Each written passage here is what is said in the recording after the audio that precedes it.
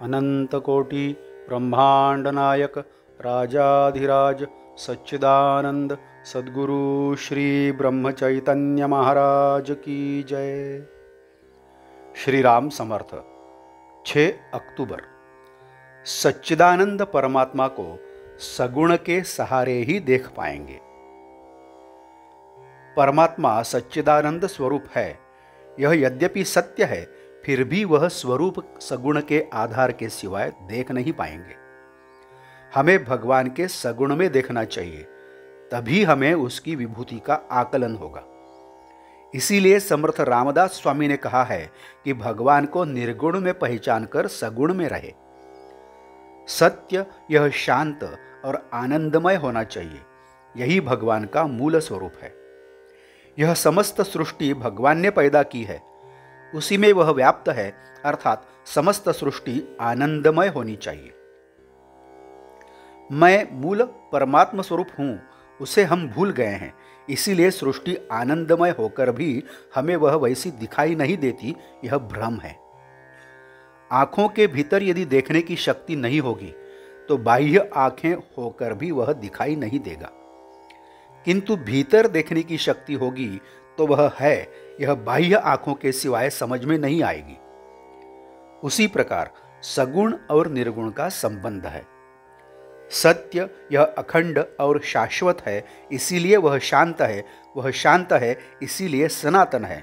वह शांत और सनातन है इसलिए उसमें संतोष है, क्योंकि अशांत में संतोष असंभव है। इसीलिए सत्य परमात्मा स्वरूप है। परमात्मा स्वरूप सत्य यह व्यवहार की भाषा में कहना चाहिए, किंतु व्यवहार का सत्य बिल्कुल अलग ही होता है। यह सृष्टि भगवान ने पैदा की है, इसलिए उसमें सर्वत्र भगवान का अस्तित्व होना चाहिए। इसका मतलब यह है कि हर एक में भगवान के अस्तित्व का भान करा देने वाला ऐसा एक गुण है। यह गुण है उसकी जीने की अभिलाषा। सबको शांति मिले, यही भगवान का हेतु है। यह शांति परिस्थिति पर निर्भर नहीं है। शांति एकत्व में है, द्वैत में नहीं है। केवल एक ही में जिसका मन लग जाता है, जिसने अपना मन भगवान में लगा दिया है, उसी को शांति का लाभ होता है। फिर उसकी अन्यत्र या बाह्य परिस्थिति कैसी भी हो। प्रपंच का अनुभव कष्टमय है, किंतु भगवान के बारे में जो अनुभव हो वह निश्चय ही आनंदमय होगा, और उसके लिए उसके नाम का अनुसंधान ही एकमात्र साधन है। यदि भगवान को देखना हो तो हमें भी वैसा ही होना चाहिए। भगवान सत्व गुण में होते हैं, इसलिए हमें भी उसी मार्ग से जाना चाहिए। बीमार आदमी को 3 बातें करनी पड़ती है: कुपथ्य टालना, पथ्य संभालना और दवाई लेना। उसी प्रकार जिसे भवरूपी रोग हो गया है, उसे 3 बातें करनी पड़ती हैं। मुख्य ध्येय है परमात्मा प्राप्ति। उसमें जो बाधा आएगी वह कुपथ्य अर्थात दुस्संगति, अनाचार, अधर्माचरण, मिथ्या भाषण, द्वेष, मत्सर आदि का त्याग करें।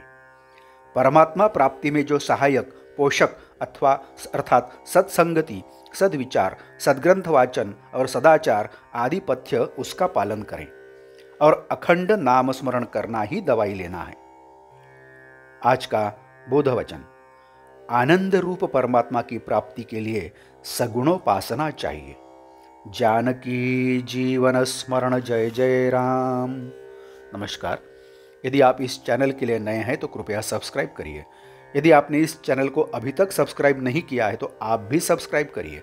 इस चैनल को लाइक करिए, शेयर करिए, कमेंट्स दें, बेल आइकन दबाना मत भूलिए। धन्यवाद।